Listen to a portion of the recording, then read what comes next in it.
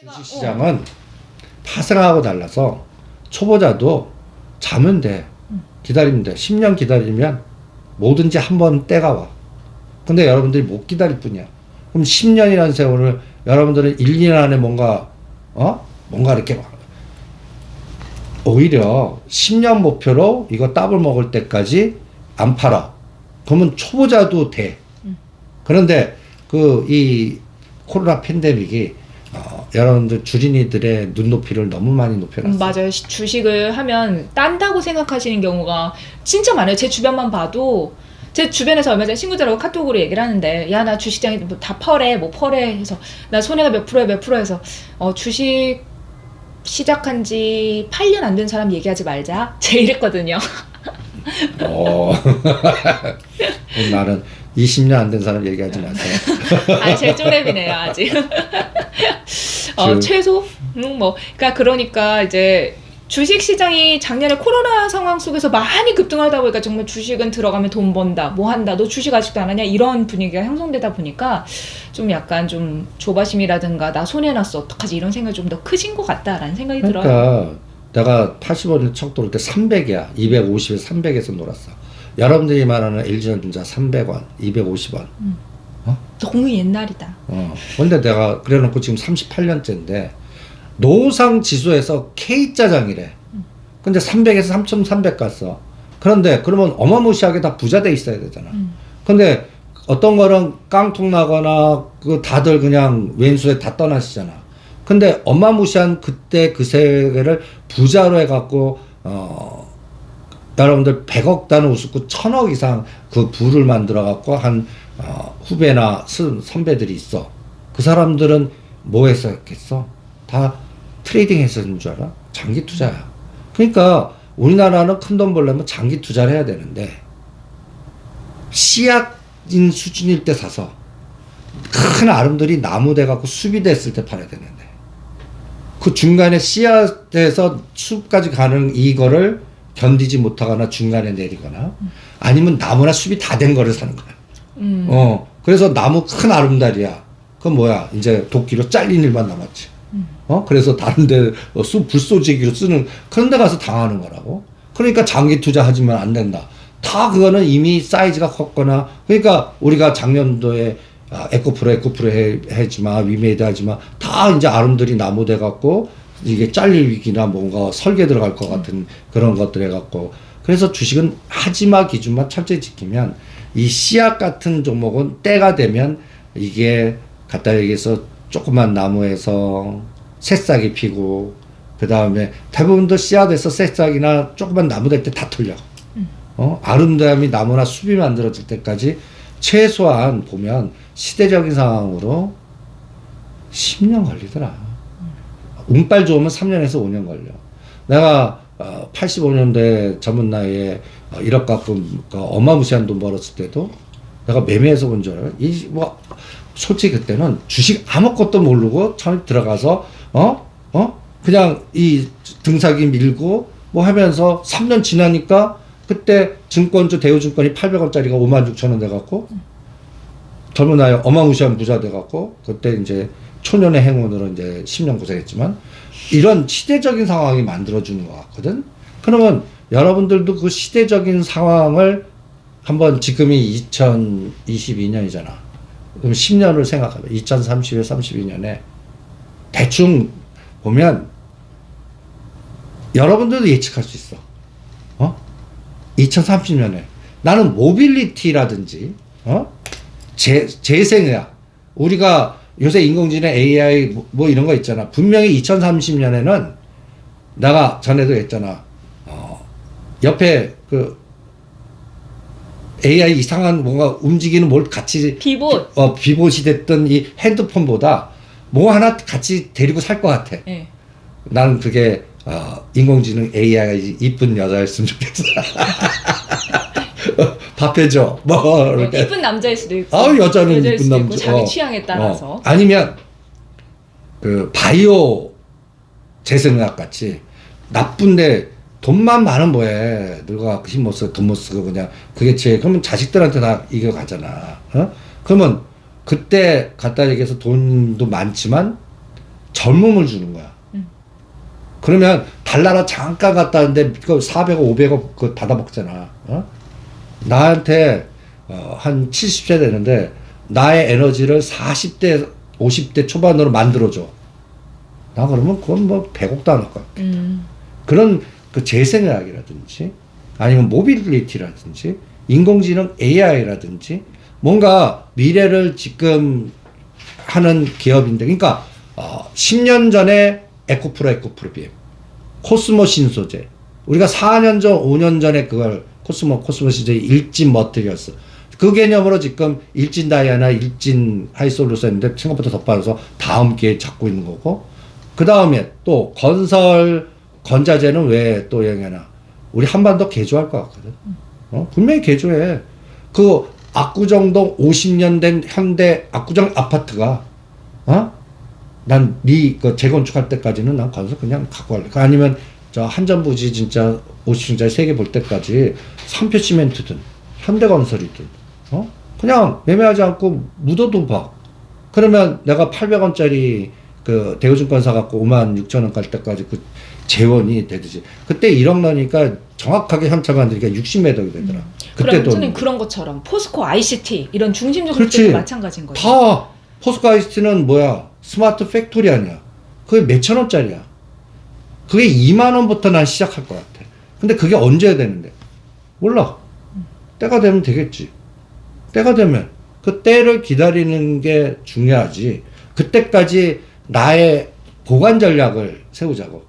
그럼 선생님 농심이나 오리온 최근에 언급이 좀 없었던 것 같다라는 얘기도 있는데 이것도 우리가 금리 인상 수혜주를 해가지고 그 중심 종목까지는 아니지만 중심인가요? 중심이지. 중심이구나, 농심도 이것도. 시간여행 종목이 40만 원 될 때까지 하는데 농심은 이제 수익인데 이제는 또 수익의 당금질 훈련이야. 27만 원 사갖고 40만 원인데 지금 이 혹독한 장에 33만 원 가져갔다가 바람문자로 다시 27만 원 가져갔다가 지금 32, 3만 원. 40만 원은 8만 원 올라야 돼. 그때까지 난 잘래. 그 사이 안에 트레이딩 하겠다. 그럼 트레이딩 전략을 세우세요. 그건 스스로 전쟁터에서 알아서 하셔야지 저한테 물어보지 마세요. 그럼 선생님 우리 중심 종목 중에 현대로템 이번에 중동수주 관련해서 기대를 좀 했었잖아요. 근데 현대로템 질문들 중에서 뭐 이렇게 탱크나 이런 수주가 잘 안 되는데 뭐 이런 건 영향이 없나요? 뭐 이런 게 힘들지 않나요? PER이 너무 높은 거 아닌가요? 뭐 등등. 요번에 기대했는데 안 왔잖아. 그럼 실망하니까 또 실망 매물에 또 털리는 사람이 있겠지. 그러면 또 다음 기회에 잡지 뭐. 나는 요번에도 대통령이 좀 한가닥 해갖고 오시나 기대했는데 그래서 한 27,000원에 3만 원 오면 좀 트레이딩 해볼까 했더니 아무것도 안 하셨어. 뭐 그쪽에서 덤핑을 요구해갖고 뭐 여러 가지 말들이 많아. 그럼 뭐 다음 기회에 또 잡지 뭐. 우리나라 GTX라든지 또 이게 방산주거든. 로템이. 로템 포트폴리오가 굉장히 많아요. 근데 이번에 북한이 미사일 쏘는데 방산주 중에서 퍼스텍 이런 것만 날아가는데 현대로템은 거기에도 못 끼는 것 같더라고요. 다 그 현대 엔지니어링 IPO 때문에 다른 현대그룹들이 희생당한 거 아니겠어? 선생님 그러면 우리 하나만 더 얘기하고 중심 종목에 그럼 차바이오텍하고 CMG제약. 나도 아까 재생의학. 재생의학. 10년 동안 주무세요. 그러면 이제 시장의 이슈, 현대 엔지니어링 그리고 그 이야기를 좀 해보면 좋을 것 같아요. 삼성그룹 얘기도.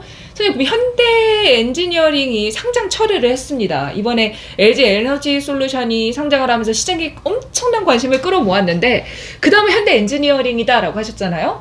그런데 이제 1월 28일에 상장을 안 할 거다. 철회 결정을 내렸어요. 기관이 너무 구주 매출이 근데 관심이 없어서. 엔솔의 그 후유증이 심각한 거지.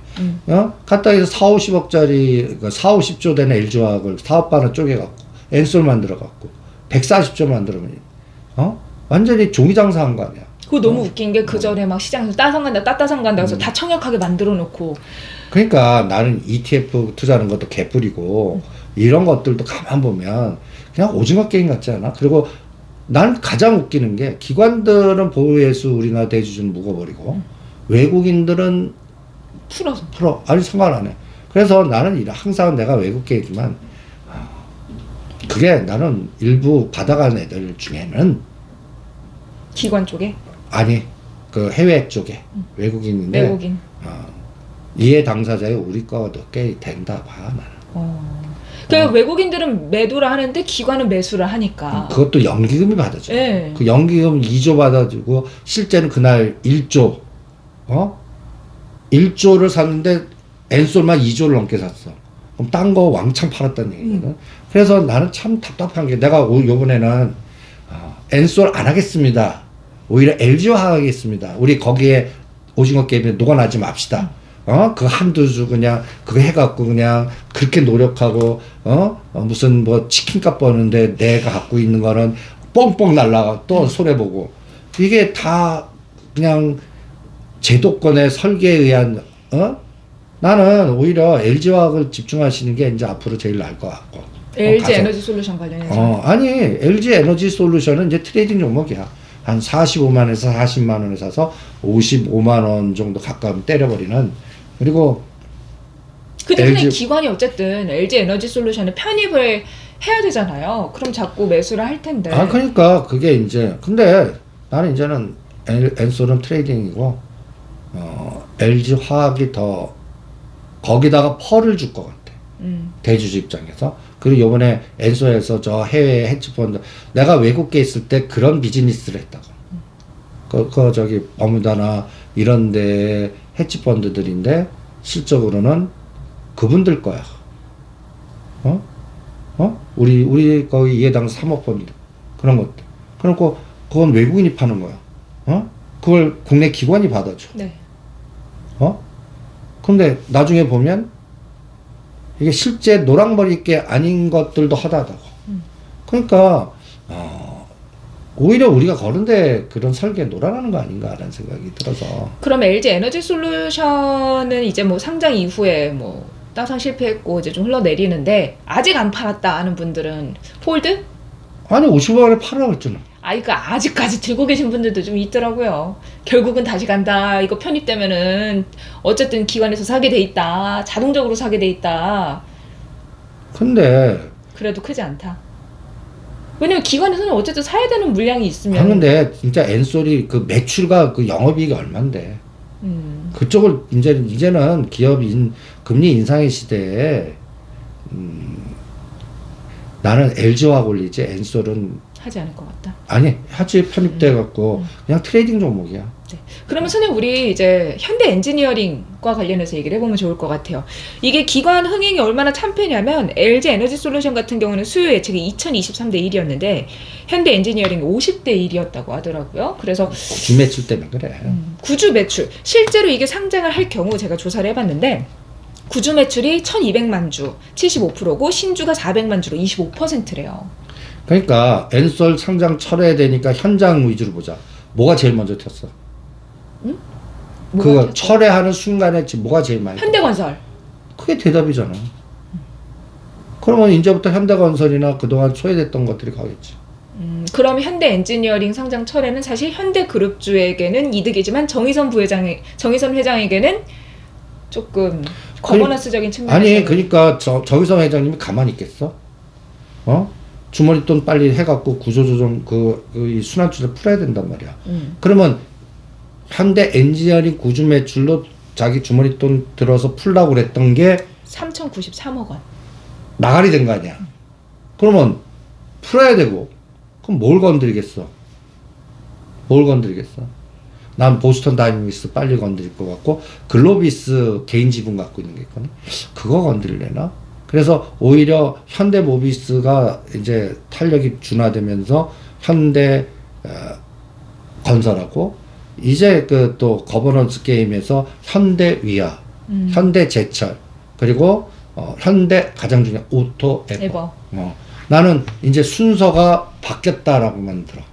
그러면 현대 엔지니어링 상장과 관련해서 현대 모비스를 좀 집중하셨던 분들은 시간을 조금 길게 봐야 되는 좀 상황이네요. 길게 보셔야 될 것 같고 그냥 22만 원, 27만 원 그냥 박스가 좀 길어질 것 같고 오히려 기아가 좀 탄력 있게 움직일 것 같고요. 모빌리티를 중심으로 그 다음에 이제 현대건설이 오히려 발동 걸려 갖고 구주 매출보다 현대건설을 올린 다음에 이걸 합병 시나리오로 만들려나? 현대 엔지니어링과? 제가 좀 조사를 해봤는데 구주 매출을 통해서 가장 얼마나 이득을 보는가. 사실 이게 상장을 하면 기업에 돈이 들어가서 투자를 할 수 있는 자금이 생긴다고 하잖아요. 근데 이게 구주 매출이기 때문에 실제로 기업에 들어가는 돈은 2,316억 정도에 불과하고 7천억 정도가 현대그룹과 정의선 회장에게 흘러 들어간다라고 하더라고요. 아니, 금호적으로 구주 매출을 해갖고 이제 그거 갖고 풀어갖고 현대 지분이라든지 이런 순환적 풀라고 그랬는데 그게 안 됐잖아. 근데 그러면 선생님 6월까지는 상장을 다시 한번 시도할 수 있잖아요. 올해 6월까지는. 근데 흥행에는 실패했어. 그럼 이제 좀 더 쉽지 않아. 올해는 안 될 것 같다. 올해는 안 돼. 올해는 안 되고 해봤자 그러니까 이제는 다른 카드를 쓸 것 같아. 아, 엔지니어링 말고. 그게 보스턴 다이너믹스 나스닥 상장 시켜갖고 개인 지분 갖고 있는 게 그러니까 정의선 회장님의 개인 지분 가치를 높여야 돼. 기아. 가장 큰 게 보스턴 다이너믹스 주주 투자한 거 봐. 그러니까 이제 보스턴 다이너믹스가 제일 많으니까 개인 지분으로 투자했으니까. 보스턴 다이너믹스하고 그 다음에 글로비스, 현대 오토 에버. 우리가 처음 할 때 순서 돌렸잖아. 또 다시 옛날로 복원. 다시 돌려요. 다시 돌려. 글로비스. 개인 지분 제일 많은 순으로. 현대 오토 에버. 거기 현대 로템도. 보스턴 다이나믹스하고 이제 같이 영납하고. 그러니까 현대 로템이 특히나 이 현대 거버넌스, 현대차그룹 거버넌스에서 좀 소외됐었어요. 상대적으로 수익률이, 상승률이. 근데 이번에는 보스턴 다이나믹스에 엮인다면 단연코 또 우선순위로 뛰어오를 수 있는 상황이죠. 포트폴리오를 왜 네 가지를 다 만들었겠어? 보스턴 다이나믹스, 현대 롯데, 현대 롯데미 우주항공, 방산, 그 다음에 차량 모빌리티를 다 뒤져봐. 그러면 앞으로 그리고 그 사이에는 뭐 중동 수준을 못했지만 계속 수주 에너지가 커져. 그러니까 나는 그 작업이 이제 정의선 회장님이 들어가지 않나. 어떻게든 뭔가 자금을 마련을 해야 되고. 아니 본인 하니까. 이번에 1조 이상 만들어야 돼. 그러면 현대 엔지니어링 구주 매출로 했던 것들이 실패했으면 그러면 쉬어? 뭐 해야죠. 뭐 해야지. 이게 만약에 현대 엔지니어링이 제대로 상장이 됐다면 정의선 회장은 3,093억, 정몽구 명예회장이 1,166억, 기아와 현대모비스가 각각 933억씩 가져가서 총 7천억 원이 이제 구주 매출로 인한 수입으로 잡히는 부분이었는데 그러니까 나는 날라갔다는 이제는 거죠. 구주 매출보다 현대건설 가치 높여갖고 현대 엔지니어 합병시킨 시나리오든지 아니면은 개인 지분 갖고 있는 거 또다시 들여다. 방금 말씀해주신 부분. 그럼 선생님 현대건설에 이제 달려가는데 현대건설 우선주는 어떨까요? 같이 가겠지 뭐. 그러니까 우선주 갖고 푸는 방법이 하나 있어. 그러니까 우선주는 그 20만 원 아래에서는 그냥 가만 계세요. 20만 원 아래. 우선주는 갑자기 1년 빠지다가 그 어느 1개월 만에 5만 원, 7만 원짜리가 20, 40 가는 스타일이야. 그 변동성이니까 그때로 올 때까지 기다리는 게 최고일 것 같고. 그럼 이렇게 현대차 그룹에 대해서 정리를 해보고 이제 삼성그룹주 얘기를 좀 해보면 좋을 것 같습니다. 자, 삼성이 이번에 바이오 에피스 지분을 갖고 있는 바이오젠의 지분을 모두 인수를 했어요. 그걸 안 한다고 했었는데 뭐 흡수를 한다, 뭐 인수를 한다, 뭐 얘기를 하다 결국 그 지분을 다 가져왔어요. 원래 바이오젠이 보유하고 있던 지분이 15% 투자를 했었는데 콜옵션 행사하면서 50 플러스 마이너스 1주를 가지고 있었는데 그걸 다 가지고 오면서 이거를 사올 돈이 필요해서 유상증자를 한다고 하잖아요.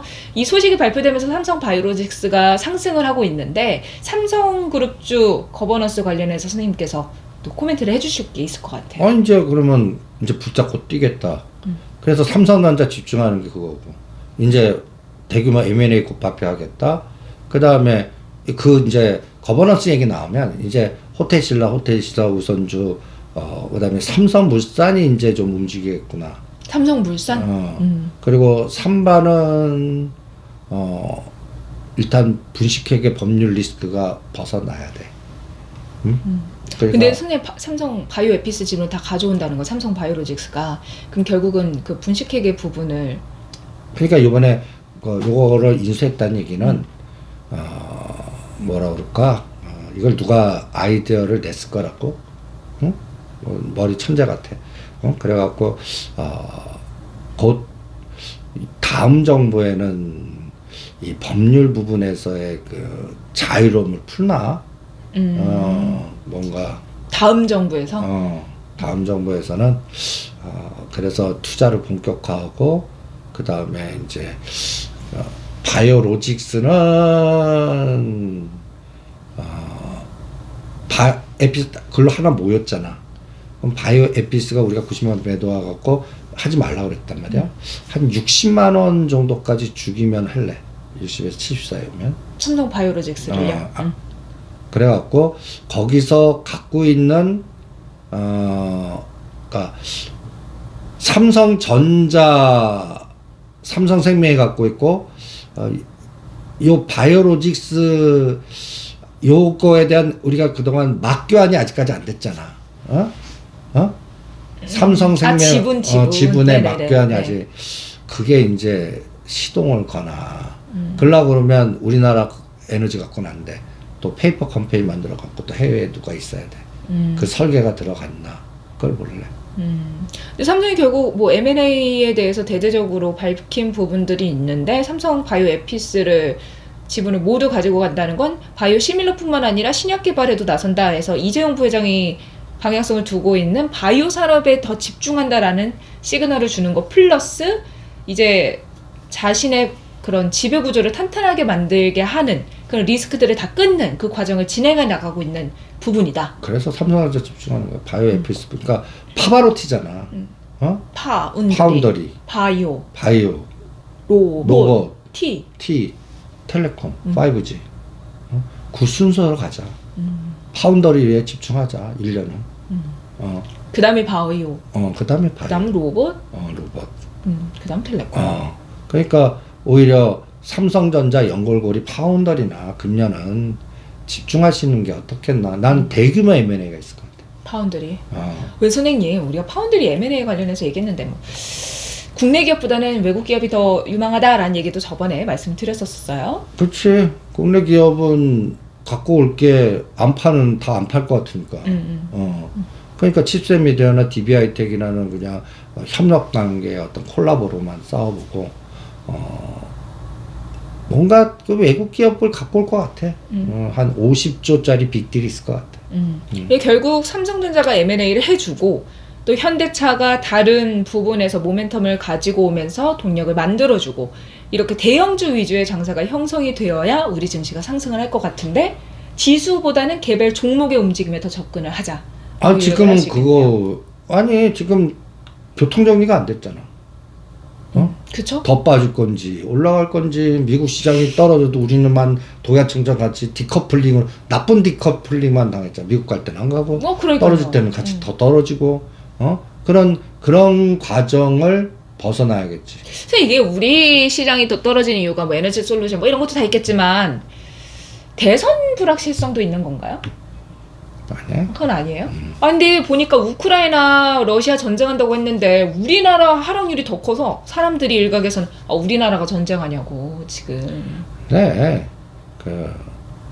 나는 그 ETF의 저주와 그 연기금 문제가 제일 심각한 것 같아요.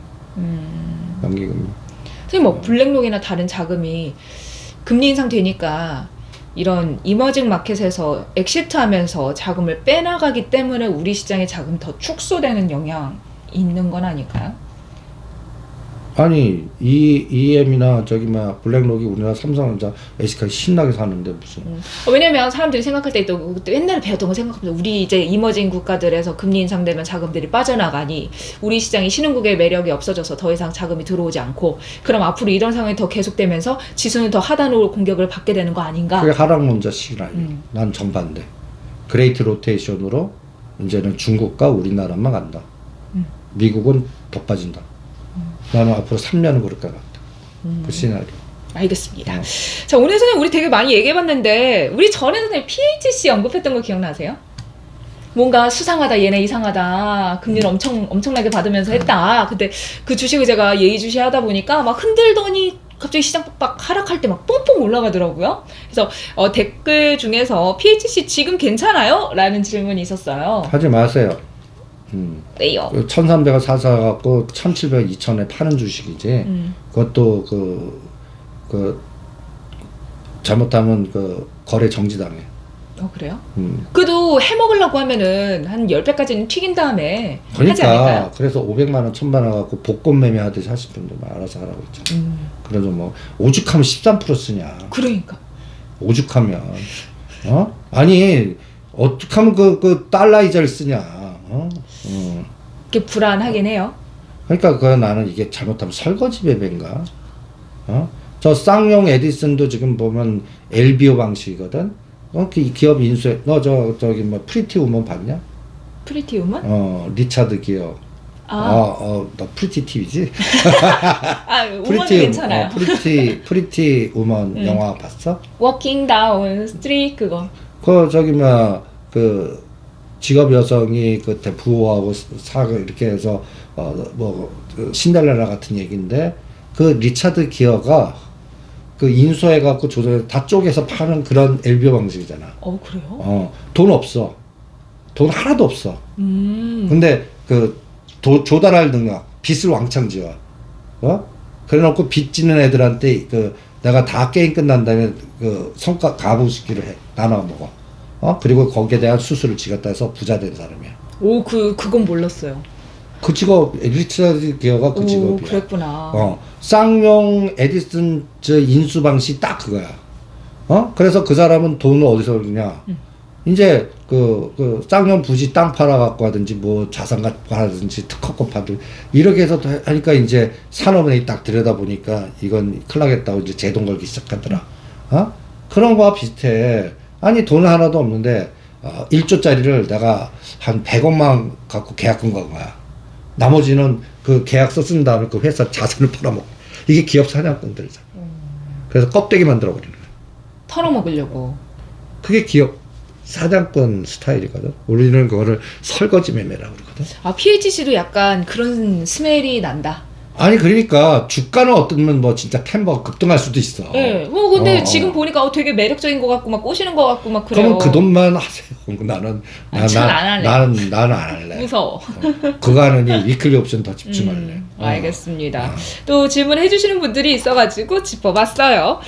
자, 웬만한 이야기 좀 여러분들이 궁금한 내용 다 짚어봤는데, 참 선생님 저는 사실 설 연휴 전까지는 다 빠질 거라고 생각했는데 금요일에 좀 올려줬어요. 그러면 설 연휴 지나고 목금 이틀 남는데 이틀 어떻게 전망하시나요? 몰라. 아니 몰라요. 근데 대응할 뿐이고 그냥 상반기는 난 결정된 것 같아. 상반기는 상반기는 그냥 섹터는 시스템 반도체 IT 해야 될 것 같고, 그 다음에 이게 가려면 전차 분단 가야 되고, 미국이 빠져도 갈 수 있는 이제 미국의 금리 인상 불확실성이 제거돼야 되고, 이게 인상해야 돼. 인상했어. 그래서 이제는 달러 약세, 원화, 엔화, 우리나라 강세. 이게 구도가 잡혀야 돼. 그리고 또 주도주가 한 편만 나오면 안 돼. 여기저기서 나와야 된다. 아니, 쌍도 가다에서 자동차 다니는데 바퀴가 하나 빠졌고 하나 하면 이게 기가 다 엎어지지 가겠니? 그러니까 두 개가 축이 딱 돼야 되는 게 그게 시스템 반도체와 차량 반도체 전차 분단. 그게 가야만 되는 것 같고, 수주 산업이 가려고 그러면 조선, 건설 이런 것들이 가져야 될 것 같아. 조선 건설. 근데 요새 철강 쪽에서는 막 이제 꾼들이 움직여. 최근에 하이스트리라든지 세아제는 꾼들이 움직여. 이것도 징후거든. 그래서 이게 곧 갖다 얘기해서 셰일가스, 중동, 천연가스, 우크라이나 딱딱딱딱 한 거에 파생이 농신가고 갖다 비해서 하이스틸 세아제강 하는 거야. 동양철간도 좀. 동양철간은 아직까지 동전주의가 별로 움직였다고 할 수 없고. 그런 게 왜 생겼을까라고 보면 우크라이나 사태. 근데 이제 러시아가 급등하더라고. 그래서 내가 그때 그랬잖아요. 우리 전쟁 안 할 거다. 그냥 헝다같이 미국이 깔아놓는 장기판이다. 바이든 입장에서는 중간선거 지가 땡겨야 되는데 안 되고, 그 다음에 SOC 사업 투자 그거 해야 되는 게 나가리 되고, 그리고 잘못하면은 차기는 또 트럼프한테 뺏길 것 같고, 그러다 보니까 트럼프 표바신 군수 복합제라든지 셰일가스라든지 이런 거를 땡기려고 그러면 가져오려고. 그러면 우크라이나 야 전쟁 나라지 내놔라. 아니 그 우크라이나 대통령이 그 얘기를 하더라고요. 서방 국가들은 우크라이나의 불확실성과 불안함을 조장하지 마라. 전쟁 가능성을 니네가 막 얘기하지 마라. 우리 되게 괜찮다. 그러니까 봐봐. 지금 딱 바이든 대통령이 하는 것들 긴장 고조로 계속 뭐 대사관 직원 그럼 고쳐. 막 들어오라고 하고 막. 그러니까 괜히 불안한데. 그럼 불안 유발자야. 러시아에서는 우리 침공 안 할 건데? 뭐 이러고. 옛날 영화에 구타 유발자 있잖아. 바이든 대통령이 불안 유발자시라. 지금 그럴 수밖에 없어. 오죽하면 방송에다 써놓기치라고 나. 그냥 모든 게 자기 뜻대로 안 되는 거야. 그러니까 내부적인 에너지가 감소되는 걸 외부의 불안함으로 단속해갖고 많은 통치 전략을 쓰는 것 같아. 그런데 우크라이나나 푸틴이나 시진핑이 그 수에 안 넘어가는 것 같아. 그래서 나는 그쪽은 보지 마라. 괜히 봤다가는 거기에 휩쓸려. 그리고 원자재 이런 값의 변동성은 좀 체크를 하면서 관련주를 찾아보는 거는. 그게 조선 철강이야. 그건 같이 하고 그게 또 농심이고. 그때 선생님 우크라이나 해바라기 CEO였나? 그게 우크라이나잖아요. 우크라이나. 그 말씀하셨던. 우크라이나. 그러니까 요새 같은 혹독한장에 농심이 모양이 다른 게 다 그 연골고리거든. 알겠습니다. 오늘 진짜 많은 얘기를 나눠봐서 여러분들께서 토요일 방송이 없어서 심심했어요 하시는 마음을 눈 녹듯이 싹 해결을 해드릴 수 있지 않았을까라는 생각을 해봅니다. 최대한 여러분들께 제가 좀 궁금증 남겨주세요 하는 부분 다뤄드렸으니까요. 여러분들 참고해주시면 좋을 것 같고요.